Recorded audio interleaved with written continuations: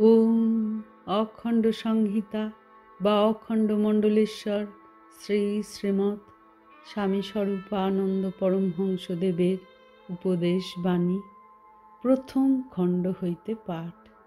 সাধু সঙ্গ। যে যার সঙ্গ পায় সে তারই মতো হয়ে যায়, তাই সৎসঙ্গের আবশ্যকতা।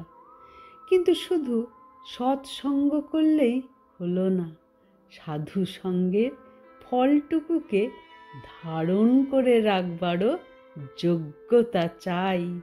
যার সরলতা আছে, ভালো হবার জন্য ব্যাকুলতা আছে, আর সকলের উপরে যার ইন্দ্রিয় সংযম আছে, সৎসঙ্গের 16 আনা ফল সেই পায়।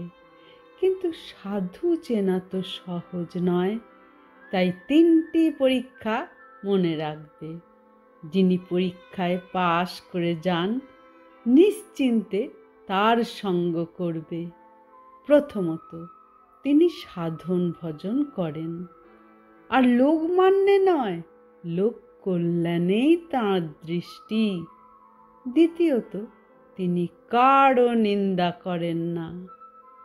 তৃতীয়ত, তাঁকে দেখলে বা তাঁর নিকটে অবস্থান করলে ভগবানের কথা মনে পড়ে, আপনা আপনি ইষ্ট নাম স্মরণে আসতে থাকে, আপনা আপনি উচ্চ চিন্তা জাগতে থাকে।